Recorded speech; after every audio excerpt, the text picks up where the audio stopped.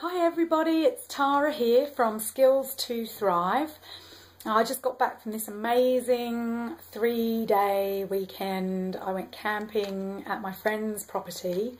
It was his 30th birthday and he invited a whole bunch of people to celebrate with him, and everybody camped out. And yeah, I was there 3 nights and every single night was different and just absolutely perfect, and I just laughed and laughed so much over the whole weekend. I had a band and a DJ and I danced and it was just wild and perfect, and I met so many new people. I made some really great new friends and I caught up with some really amazing old friends, and it was such a treasure. And it's prompted me to make a video about the happy journal. So what is the happy journal and why is it really important? Well, the happy journal is simply a journal or a notebook or whatever you decide to use, wherever you like to write or record information.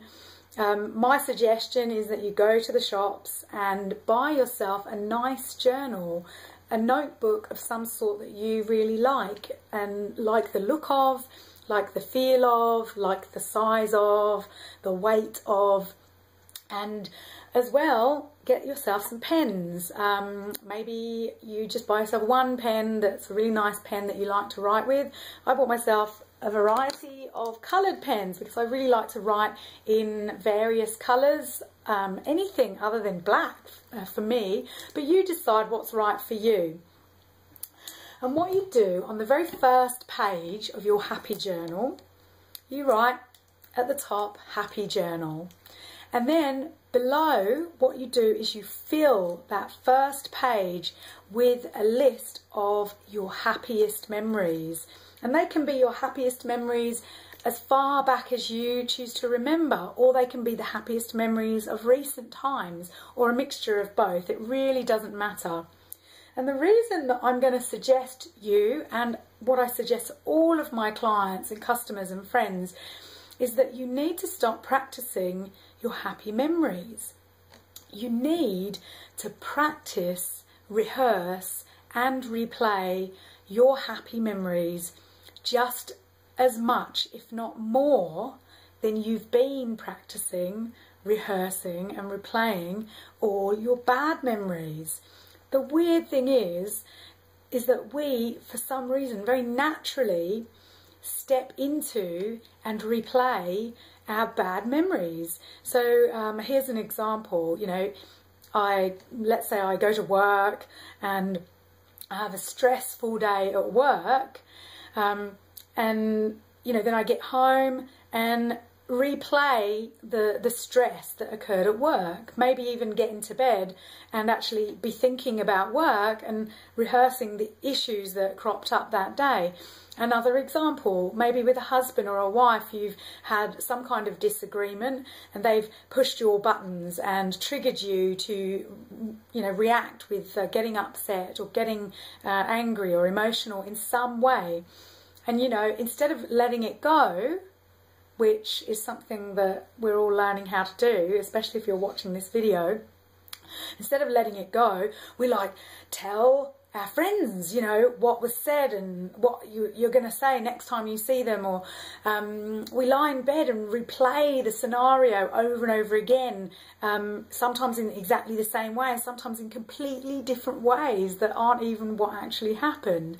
Sometimes we're imagining what we should have said or would have said, and if only we'd have said this. And what we're doing every time we're imagining the story again is we're just practicing being expert at those feelings again. So if your reaction is anger, then each time you play, you get better at being angry. And the other weird thing is that this angriness that you've learned, sometimes by using this process of tapping and letting go, you actually start to realise and discover where you learn this angriness from, where you got it from.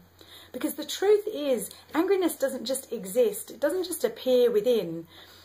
It appears within because it's triggered from something outside. We're the creator of it, we create it ourselves, it's an internal creation, but we learned how to have it, and then we practiced it. So as a child, or before you were born, the family, the town, the community, the society that you were born into, it already existed with all of its rules and regulations, the family dynamics. Your parents already had their emotional skills. They had their coping skills and their ways of dealing with problems. And when you arrived, you did what any child did. You looked around, you felt, both with your feelings of touch, but also with your feelings. You listened and you tasted and you smelled. And so with those 5 senses, you started to absorb all the information that was around you, and you absorbed everything you needed in order to survive. You had to fit in. You had to fit in with this family and this town and this culture. And so you did what you needed to do in order to survive. And what you did was you learned to copy and be like everybody else. And they did what they needed to do, which is to teach you to survive. They got you to be like them. So if you were born into a family where there is a lot of guilt and shame, where parents maybe told you should be ashamed, pretty much you can guarantee that they have lived with shame and guilt themselves. And so they've, without really meaning to, they've taught you how to hold that guilt and shame as well. And so you grow up with guilt and shame. If there's a lot of anger in your parents, and that is what you're witnessing and hearing and feeling all the time, then the very likelihood is you're going to grow up with anger issues yourself. The weird thing too is that all of these memories are now in your unconscious memory, in the unconscious part of your mind. So even if you're like happy in the conscious part of your mind, and you're like, well, I should be so lucky, you know, my life's great, I should be grateful. But then you're feeling sad, depressed, angry. It's because you, without meaning to, accidentally practiced and learned how to be depressed, how to be angry, how to be hurt, how to have your buttons pressed. So what I'm trying to say is that your issues are actually a successful creation based on the life that you've lived and the experiences you've had and how you've recorded that information in your mind. So what we want to do to start learning how to record information differently is to start really reveling in your good memories. Get yourself a journal, get yourself a notebook, whatever pleases you, and start writing. Fill that first page with amazing memories. And as you're writing, number one, that camping weekend at my friend's birthday, write some of the feelings associated with it. Laughter, smiling, dancing, you know, write the activities that you experienced that brought you joy. And the idea is, by writing it down, it's an affirmation. It's a way of affirming something. You're affirming it in writing. If you want, you can speak about it, so you affirm it with voice. And obviously, you're affirming it with thought. And as you're affirming it with thought and writing and voice, pictures are coming into your mind. Like, I can remember my tent, where I put it. I can remember sitting around eating cheese and biscuits. I remember the barbecue that was put on. I remember the new friends that I made and the conversations I had with them. And every time I'm speaking about this and thinking about this and remembering those pictures, I'm feeling really good and I'm feeling really excited. Those feelings are being recreated. Now, it's exactly the same power, if not more powerful, with the things that you don't want, which are the bad memories, which are the current problems that you're experiencing. The more we rehearse them, the more we replay them over and over like a record in our mind, whether we know it's happening or not. It's an affirmation too. Affirmations are anything that we think about, in the positive or the negative. So go to your journal, write down a list of happy memories on that first page, and then anytime you remember a happy memory or create a new happy memory in the moment, write it in there. And if you don't have time to write it in there, well, just dwell on it and remember it and keep replaying it and telling people about your happy memories.